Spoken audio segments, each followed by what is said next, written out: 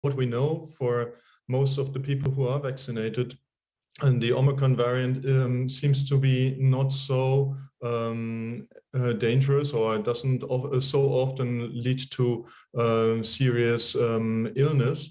But with the sheer number of new infections due to the fact that Omicron is so much more infectious, is causing problems in several countries at the moment.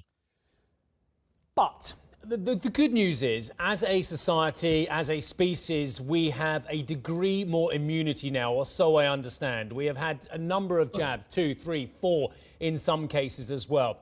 So are we, as a species, now more resilient to new variants? We cannot say this. We are much more resilient now to the variants which we have been in contact to, or for which we are vaccinated. The trick will be for the virus to find ways around our immune response. So we will see how good the new developments of the virus due to mutations is going to be. But hopefully, we are in a much better position. So we are moving in the right direction. Ralf, here in the UK, the government has just announced that the elderly and those at risk can embark on a fourth shot, i.e. a second booster.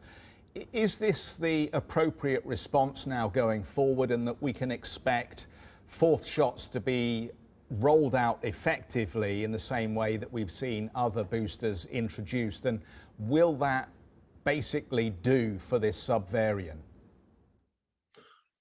What we know is that also for Omicron, the vaccination helps to avoid serious illness. It obviously doesn't help too much to prevent pure infections, but if they are mild for vaccinated individuals, that's much better. And with these extreme numbers, also in the UK, the numbers are rising at the moment again because of the very contagious BA2 variant. A good immune protection for elderly and people at higher risk is certainly an asset. Yeah, Steve was talking about the perception that it's milder, but the incubation time does seem to be a lot shorter. So can we expect now, in populations where it does appear in strong numbers, that it will get a grip very quickly?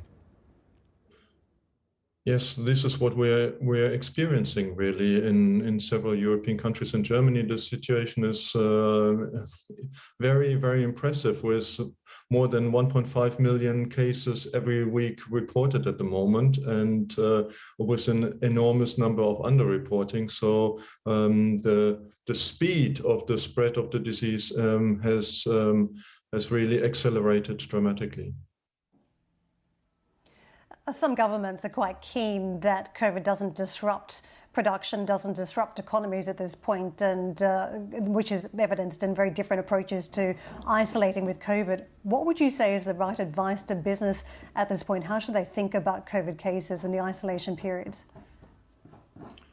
Yes, what would be useful is try to limit contacts, or at least to make contacts as protective as possible, like making sure people are vaccinated on the one hand side, and also mask wearing if you have to work closer together. Because not necessarily only because of serious illness of the staff, but of